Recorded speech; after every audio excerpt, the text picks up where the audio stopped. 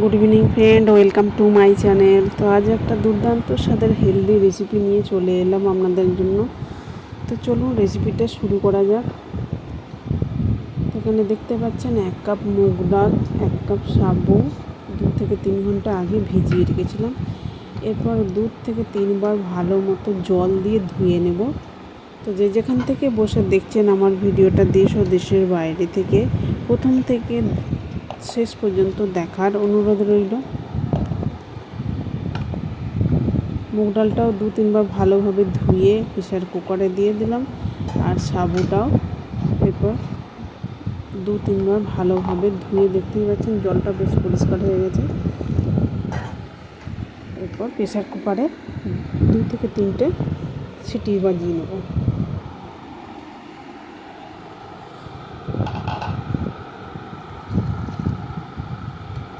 সামান্য জল দিলাম, এরপর গ্যাসে বসিয়ে দেবো। এদিকে আমি ফ্রাইং প্যানে দুধ নিলাম, বড় বাটি, দেখতেই পাচ্ছেন 2 বাটি গরুর দুধ। দুধটা আগে থেকেই জাল করা ছিল, আবারও আমি জাল করে নিচ্ছি।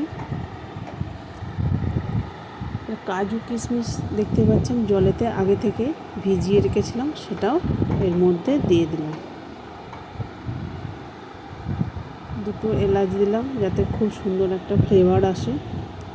তো যারা আমার ইউটিউব চ্যানেল থেকে দেখছেন না, সাবস্ক্রাইব করে পাশে থাকবেন, আর পাশে থাকা বেল বাটনটি অন করে রাখবেন, তাহলে আমার রেসিপি ছাড়ার সাথে সাথে সবার আগে আপনার কাছে পৌঁছে যাবে। আর যারা আমার পুরনো বন্ধু আছে তারা তো সাবস্ক্রাইব করেইছেন, তাদের জন্য আমার অসংখ্য অসংখ্য ধন্যবাদ। সিদ্ধ করে রাখা সাবু, মুগ ডাল আর স্বাদ মতো লবণ দিলাম। দিয়ে দিলাম গুড় 2 চামচ, দেখতেই পেলেন।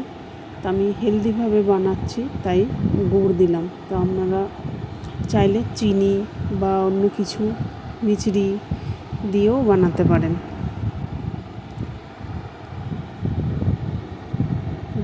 দেখেই বুঝতে পারছেন কতটা সুন্দর গাঢ় হয়ে গেছে, তার মানে আমার তৈরি হয়ে গেছে মুগ ডাল আর সাবু দিয়ে পায়েস রেসিপি। তো বাড়িতে আপনারা অবশ্যই একবার হলেও বানিয়ে দেখুন, কেমন হলো কমেন্ট করে জানাতে ভুলবেন না।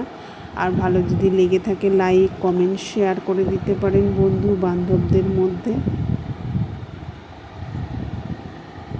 দেখুন আমি নামিয়ে নিলাম, কতটা সুন্দর লোভনীয় হয়েছে, খেতে কিন্তু দুর্দান্ত হয়েছিল।